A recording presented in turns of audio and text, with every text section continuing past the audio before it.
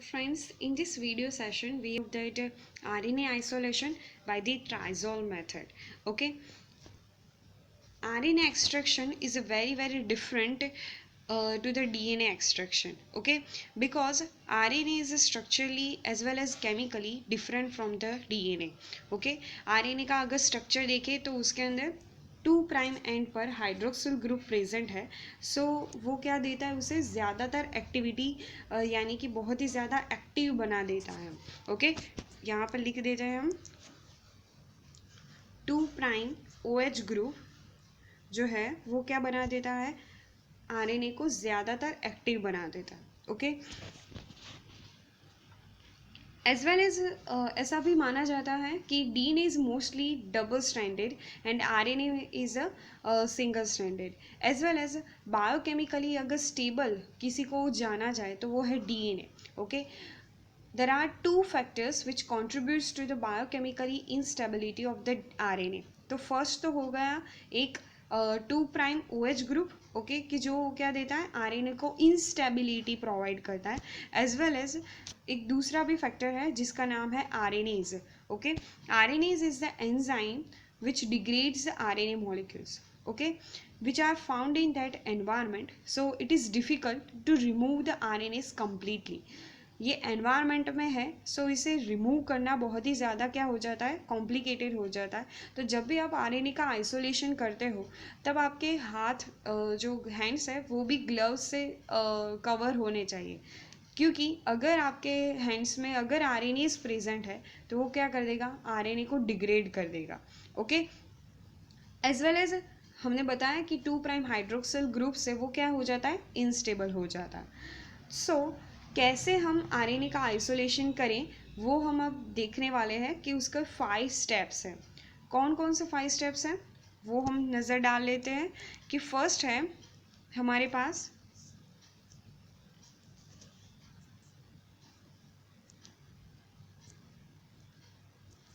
Sample preparation.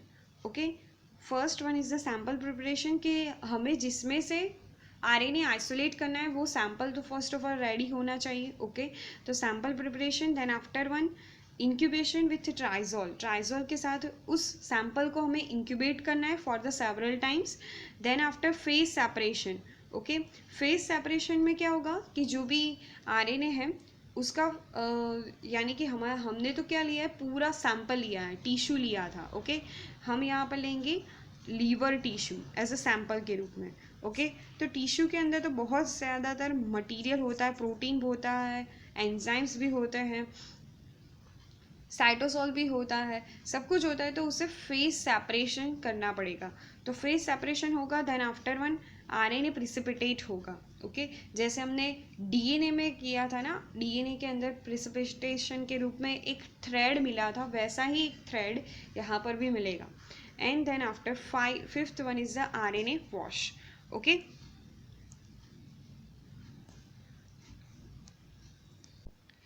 Isolating RNA के लिए बहुत ज़्यादातर रिक्वायरमेंट्स होती हैं. तो फर्स्ट रिक्वायरमेंट है डिसरप्शन ऑफ सेल्स और tissue.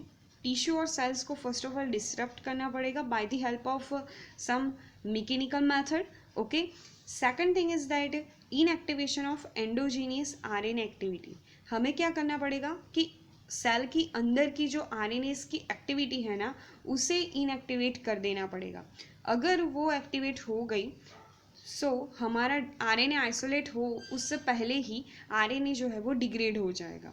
Okay, as well as जब हम फेज सेपरेशन करते हैं तो फेज सेपरेशन क्यों रिक्वायरमेंट है, because the removal of the contaminating are DNA and the proteins by the help of the phase separation.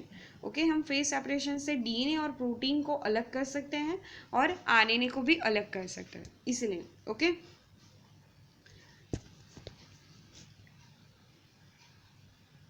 बहुत ज़्यादातर एक्सटेंसिव मेथड्स आरएनए के लिए यूज़ की जाती है, उसके आइसोलेशन के लिए यूज़ की जाती है. First one is the organic extraction such as a phenol guanidinium isothiocyanate, जिसको हम कहते हैं ट्राइजोल मेथड. ओके,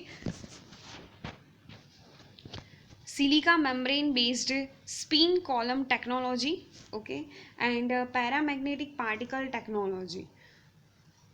तो यहाँ पर हम देखने वाले हैं phenol guanidinium isothiocyanate based solution. Okay,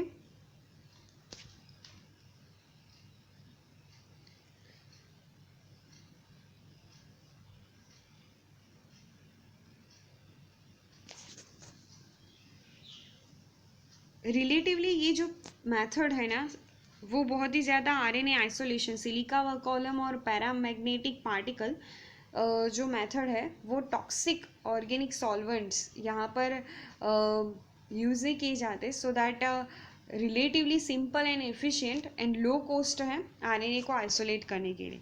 so now we are starting about to the GITC based method, which is called the guanidinium isothiocyanate based organic extraction.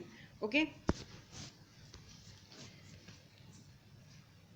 so हमें पहले ये पता होना चाहिए कि हम ट्राइजोल से ही क्यों ऐसा सब कुछ करते हैं, यानी कि GITC से। Okay, guanidinium isothiocyanate test solution ऐसा कहा जा सकता है। ओके, तो GITC is the chaotropic agent, is a protein denaturant that lyses the cells and inhibits the cellular RNAs। तो ये क्या करता है, प्रोटीन को डीनेचर कर देगा।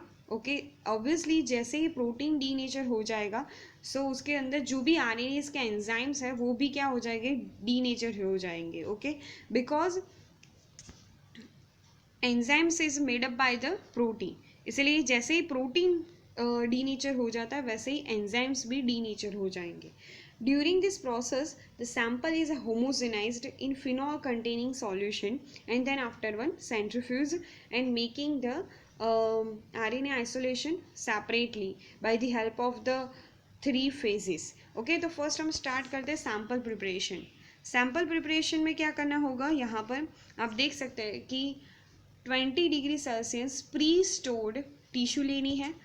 उस टिश्यू के अंदर हम क्या करेंगे, होमोजेनाइज करेंगे उस टिश्यू को by the help of mortar and pestles. तो यहाँ पर मैंने एक रफ डायग्राम आपको दिया है, ये वाला। ओके, तो इसमें क्या है कि मोर्टार और पेसल से हम RNA को आइसोलेट भी कर रहे हैं, टिश्यू को होमोजेनाइज कर रहे हैं और साथ ही साथ हमने कूलेंट्स भी रखे हैं। सो 4 डिग्री सेल्सियस टेम्परेचर जो है वो मेंटेन हो पाए इसलिए। Then added 500 microlitre phosphate buffer saline, again homogenise, फिर से हम होमोजेनाइज करेंगे। ओके, और उसके बाद जैसे ही हमें दिखने को मिल रहा है कि सभी सैंपल जो है वो प्रॉपर होमोजेनाइज हो चुका है, एक लिक्विड फॉर्म में आ चुका है, उसके बाद हम क्या करेंगे, रिक्वायर्ड सैंपल को लेंगे एक प्री कूल्ड MCT के अंदर, MCT यानी कि माइक्रो सेंट्रीफ्यूज ट्यूब के अंदर लेंगे। ओके, उसके बाद अगर रिक्वायरमेंट है कि अगर प्रॉपर होमोजेनाइज नहीं हुआ है, आपको ऐसा लग रहा है दिख के, तो आप वॉटेक्स मिक्सचर कर सकते हो। ओके, एंड फिर से हम क्या करेंगे, ऐड करेंगे फॉस्फेट बफर सलाइन और उसके बाद 4 डिग्री सेल्सियस 2000 RPM तक उसे रन करवाएंगे, सेंट्रीफ्यूज करवाएंगे।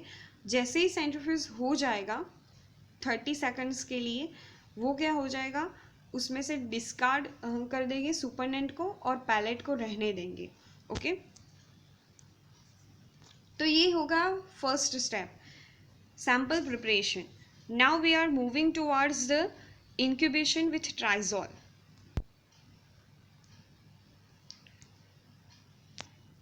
incubation with triazole, first of all the palette, pellet के अंदर हम डाल देंगे आइस कोल्ड ट्राइजोल रिएजेंट और उसे वॉटेक्स मिक्सचर में रखेंगे और उसे मिक्स करते जाएंगे 5 मिनट तक। तो जब तक हमारा जो पैलेट है वो आइस कोल्ड ट्राइजोल के साथ प्रॉपरली मिक्स ना हो जाए तब तक। ओके, उसके बाद आता है third step which is very very important, because we are adding the ice cold chloroform in the sample, and the chloroform is a very chemical reagent which is separate the protein molecule and protein denature molecule। okay, जैसे ही हमने chloroform डाला ना protein जो है ना वो सभी denature होके यहाँ पर आप देख सकते हैं कि लोअर फेज में चले गए हैं। ओके, डीएनए जो है वो इंटरफेज में रहेगा और आरएनए जो है वो एक्वियस फेज में रहेगा, यानी कि अपर फेज में रहेगा। ओके,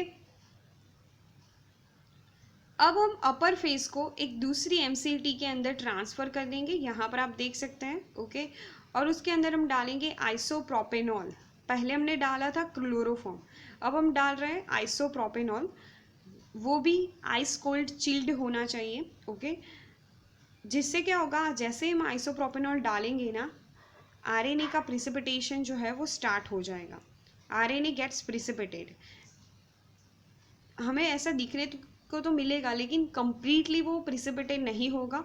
सो हम क्या करेंगे, उसे सेंट्रीफ्यूज करेंगे, सुपरनेंट को डिस्कार्ड कर देंगे, जो भी पैलेट बचा है उसे वॉश करते जाएंगे, wash RNA and dissolve RNA into the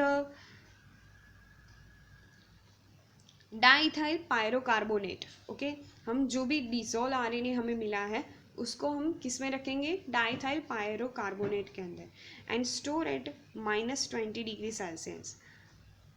ये एक बेनिफिट है कि हम आरएनए को आइसोलेट करके स्टोर करके रख सकते हैं, लेकिन उसका जो स्टोरिंग टेम्परेचर है वो बहुत ही ज़्यादा कूल होना चाहिए, -20°C। Okay, so I hope you are clearly understood that the 5 steps of the RNA isolation. First one is that sample preparation, then after incubate with the triazole.